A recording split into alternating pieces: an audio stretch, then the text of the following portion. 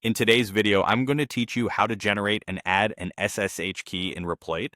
By the end, you'll have a secure key pair connected to your Replit account, ready for tasks that rely on SSH without needing to type passwords. I'll keep things clear and straightforward, and I'll share a few tips so nothing trips you up along the way.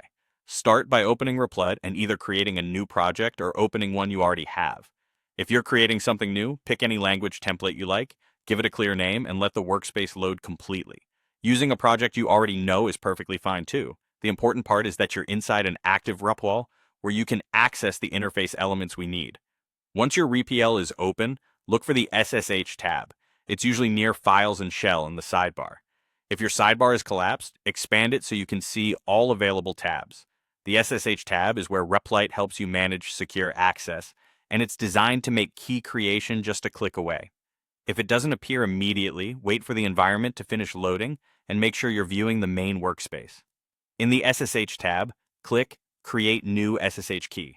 Replit will generate a key pair for you, a private key and a public key. The private key should remain secret and never be shared or pasted anywhere public. The public key is the part you'll copy and add to your account. You'll recognize it because it starts with something like SSHED2551, followed by a long string of characters. Take a moment to confirm. You can see that full line. It's important not to cut it off. Now, copy the entire public key string and add it to your Replit account's SSH keys section. You can find this in your account settings, typically under SSH keys or a similarly named area.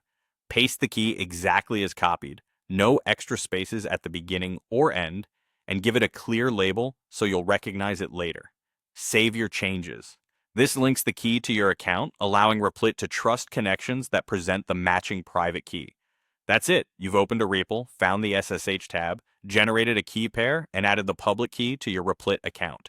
Keep your private key secure, and remember that only the public key is meant to be shared in settings. With this in place, you're set up for secure, key-based workflows in Replit.